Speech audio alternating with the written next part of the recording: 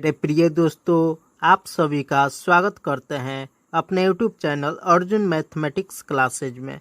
आज के इस वीडियो में हम लोग देखेंगे कि बिहार बोर्ड के द्वारा 2011 में ऑब्जेक्टिव क्वेश्चन किस टाइप का पूछा गया है। एक नंबर क्वेश्चन में दिया है, निम्न में से कौन परिमेय संख्या है। परिमेय संख्या उसको बोला जाता है जिसको हम P/Q के रूप में लिख सकते हैं, जहां Q 0 के बराबर नहीं हो और जो संख्या रूट के अंदर रहता है उसको हम परिमेय संख्या नहीं बोल सकते हैं, क्योंकि वह एक अपरिमेय संख्या होता है। तो ए नंबर ऑप्शन में √3 है, तो इसको √3 को हम बाहर नहीं कर सकते हैं, तो यह अपरिमेय संख्या है, तो यह ऑप्शन नहीं होगा।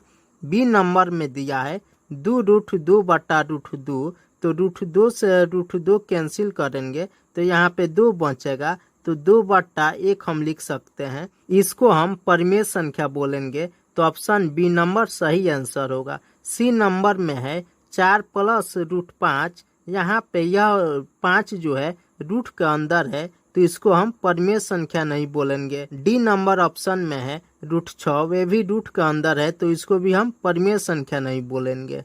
2 नंबर क्वेश्चन में दिया है, किसी धनात्मक पूर्णांक a तथा b के लिए AB का मौस गुणे AB का लौस निम्न में से किसके बराबर होगा। यहाँ पे 2 संख्या दिया है, यानी पहली संख्या बराबर A और दूसरी संख्या बराबर B दिया है। तो यहाँ पर 2 संख्याओं का मौस गुणे 2 संख्याओं का लौस किसके बराबर होगा। तो आपको मालूम होना चाहिए कि पहली संख्या यानी A गुणे B, पहली संख्या गुणे दूसरी संख्या बराबर होता है लौस गुणे मौस। लौस गुणे मौस, यहाँ पे पहली संख्या गुणे दूसरी संख्या बराबर लौस गुणे मौस। तो यहाँ पर लौस और मौस का गुणनफल दिया है और बोला है कि लौस गुणे मौस किसके बराबर होगा। तो पहली संख्या गुणे दूसरी संख्या के बराबर होगा, तो ऑप्शन सी नंबर इसका सही आंसर होगा। 3 नंबर क्वेश्चन में दिया है, घात 1 वाले बहुपद कहलाता है। तो घात 1 वाले बहुपद को हम रैखिक बहुपद बोलते हैं। जैसे एक घात वाले बहुपद को हम x + 1 लिख सकते हैं। द्विघात वाले बहुपद को हम x² + kx + c लिख सकते हैं। त्रिघाती बहुपद को हम ax³ + bx² + cx + d हम लिख सकते हैं। क्वेश्चन में बोला है एक घात वाले बहुपद को हम रैखिक बहुपद कहते हैं, तो ऑप्शन सी नंबर आंसर होगा।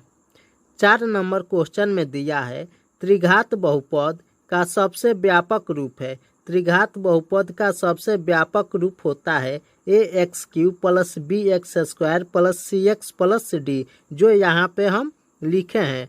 तो सी नंबर ऑप्शन में दिया है, तो यही इसका आंसर होगा। 5 नंबर क्वेश्चन में दिया है, यदि sin a बराबर 3/4 तो cos a का मान होगा। यहाँ पे sin a का वैल्यू 3/4 दिया है, यानी sin a बराबर 3/4, तो साइन को हम लिखते हैं P/H, यानी P का वैल्यू 3 है और H का वैल्यू 4 है, तो cos a का वैल्यू बताना है। cos a बराबर cos का त्रिकोणमितीय अनुपात होता है B/H। यहाँ पर P और H मालूम है, तो B यहाँ पे निकालने के लिए B बराबर हो जाएगा √h² - p²।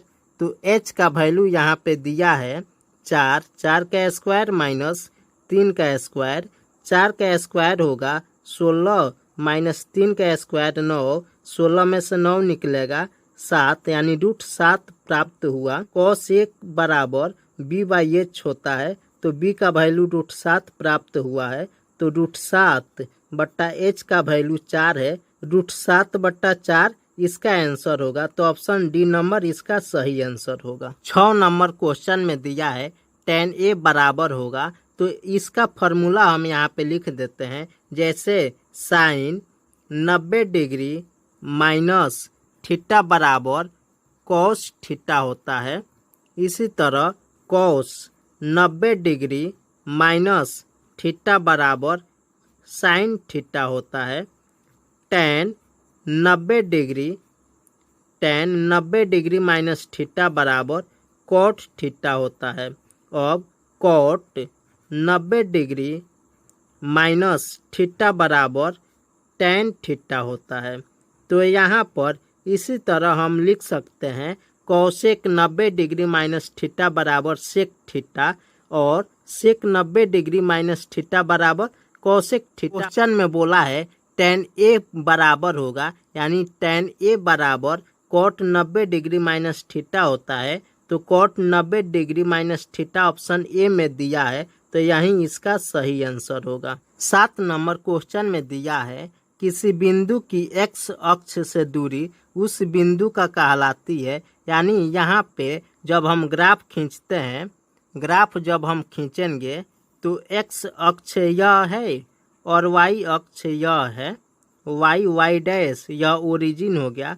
तो बोला है एक्स अक्ष से दूरी, यानी यह जो एक्स अक्ष है इससे दूरी जो होगा, यानी कोई बिंदु यहाँ पे पी लेते हैं, तो पी बिंदु की दूरी एक्स अक्ष से क्या कहलाएगा इसको बताना है।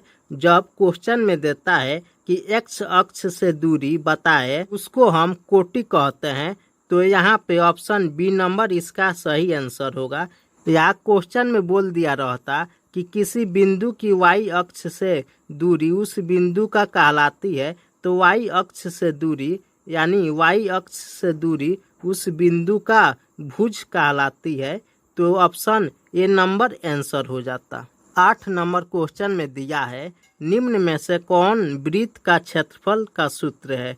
तो वृत्त का क्षेत्रफल का फॉर्मूला होता है पाई आर स्क्वायर, एरिया का फॉर्मूला होता है सर्किल के, और सर्किल के परिधि का फॉर्मूला होता है 2 पाई आर। वृत्त का क्षेत्रफल बोला है तो वृत्त का क्षेत्रफल पाई आर स्क्वायर होता है। तो ऑप्शन सी नंबर इसका सही आंसर होगा।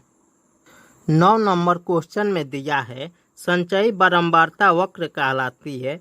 तो आपको याद रखना है कि संचयी बारंबारता वक्र त्वरण कहलाती है। 10 नंबर क्वेश्चन में दिया है यूक्लिड विभाजन एल्गोरिथ्म 2 धनात्मक पूर्णांकों के निम्न में से किसे परिकलित करने का तकनीक है। तो आपको मालूम होना चाहिए कि यूक्लिड विभाजन एल्गोरिथ्म के द्वारा हम HCF को ज्ञात करते हैं, यानी महत्तम समापवर्तक को हम निकालते हैं, जिसको हम मौसा बोलते हैं। तो ऑप्शन बी नंबर इसका सही आंसर होगा। अभी तक आप इस चैनल पे नए हैं तो इस चैनल को सब्सक्राइब करिए कि प्रत्येक वीडियो का नोटिफिकेशन आप तक पहुंच पाए।